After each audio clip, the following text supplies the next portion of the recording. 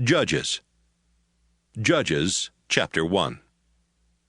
After the death of Joshua, the Israelites asked the Lord, "Which of our tribes should attack the Canaanites first?" "Judah," the Lord answered. "I'll help them take the land." The people of Judah went to their relatives, the Simeon tribe, and said, "Canaanites live in the land God gave us. Help us fight them, and we will help you." Troops from Simeon came to help Judah. Together, they attacked an army of 10,000 Canaanites and Perizzites at Bezek, and the Lord helped Judah defeat them. During the battle, Judah's army found out where the king of Bezek was, and they attacked there. Bezek tried to escape, but soldiers from Judah caught him. They cut off his thumbs and big toes, and he said, "I've cut off the thumbs and big toes of 70 kings, and made those kings crawl around under my table for scraps of food. Now God is paying me back." The army of Judah took the king of Bezek along with them to Jerusalem, where he died. They attacked Jerusalem, captured it, killed everyone who lived there, and then burned it to the ground. Judah's army fought the Canaanites who lived in the hill country, the southern desert, and the foothills to the west. After that, they attacked the Canaanites who lived at Hebron, defeating the 3 clans called Sheshai, Ahiman, and Talmai. At that time, Hebron was called Kiriath Arba. From Hebron, Judah's army went to attack Debir, which at that time was called Kiriath Sepher. Caleb told his troops, "The man who captures Kiriath Sepher can marry my daughter Aksah." Caleb's nephew Othniel captured Kiriath Sepher, so Caleb let him marry Aksah. Othniel was the son of Caleb's younger brother Kenaz. Right after the wedding, Aksah started telling Othniel that he ought to ask her father for a field. She went to see her father, and while she was getting down from her donkey, Caleb asked, "What's bothering you?" She answered, "I need your help. The land you gave me is in the southern desert, so please give me some spring-fed ponds for a water supply." Caleb gave her a couple of small ponds, named Higher Pond and Lower Pond.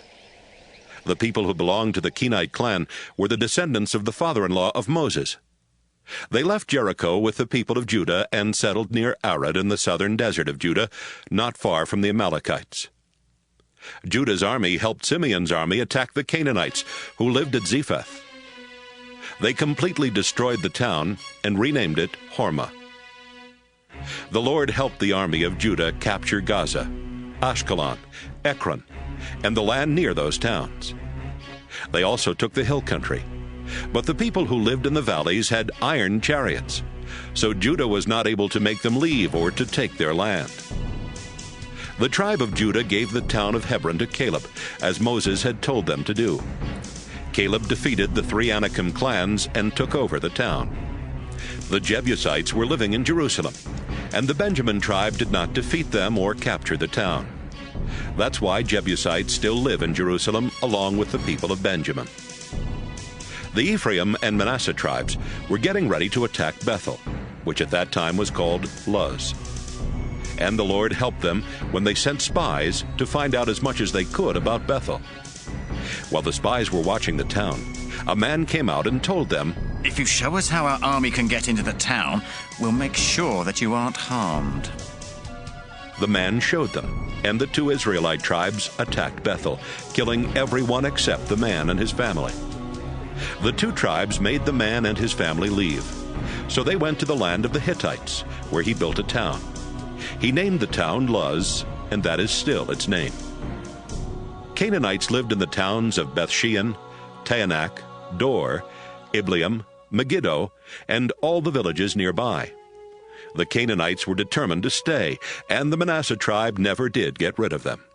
But later on, when the Israelites grew more powerful, they made slaves of the Canaanites. The Ephraim tribe did not get rid of the Canaanites who lived in Gezer, so the Canaanites lived there with the Israelites all around them.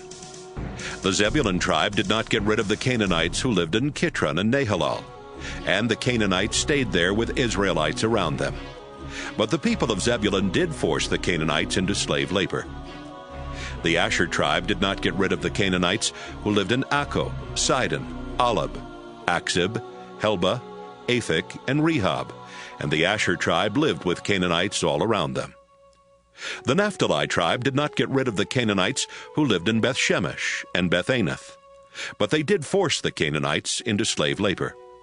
The Naphtali tribe lived with Canaanites around them. The Amorites were strong enough to keep the tribe of Dan from settling in the valleys, so Dan had to stay in the hill country. The Amorites on Mount Heres and in Ajalon and Shaalbim were also determined to stay. Later on, as Ephraim and Manasseh grew more powerful, they forced those Amorites into slave labor. The old Amorite-Edomite border used to go from Selah through Scorpion Pass into the hill country.